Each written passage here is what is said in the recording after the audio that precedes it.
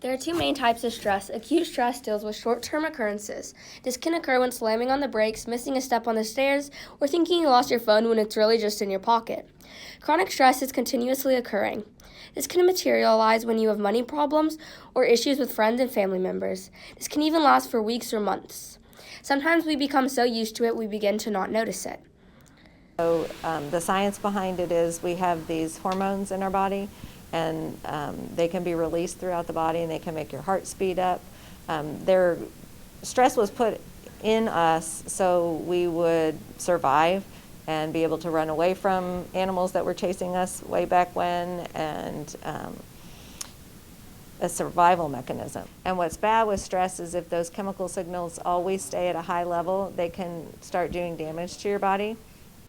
When having stress, we begin to cope or find a way around it. This can include eating, crying, or giving up. Here's how our very own teachers and students here at Willow Springs deal with stress. My stress is caused by when I get behind on things, when I procrastinate, when I feel like I have too much on my plate. That's when I get stressed. Unhealthy ways I tend to cope with stress would be keeping it all inside and not talking to anyone. Right now, I'm a little stressed about getting my virtual students back face-to-face because the schedule changes that happened. I'm not sure who's supposed to be in my class and who isn't, so I've made some mistakes with attendance. Sometimes unhealthy ways that I deal with stress could be maybe eating more than I usually do. The healthy ways I deal with stress is possibly like going on walks or a bike ride to help get my mind off of it.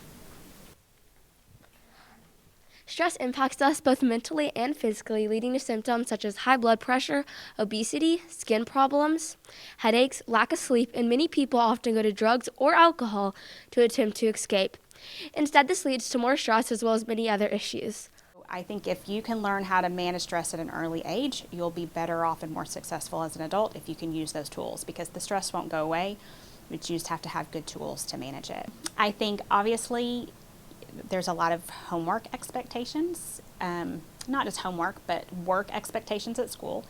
All our kids here, especially in Lovejoy, are part of lots of different extracurriculars, whether it's sports or band or fine arts or whatever.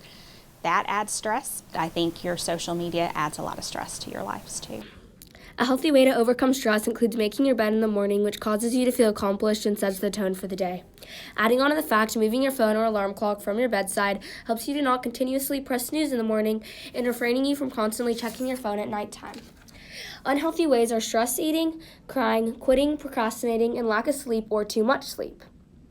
For WSMS News, this is Brianna, Hannah, and Ella. Back to you guys.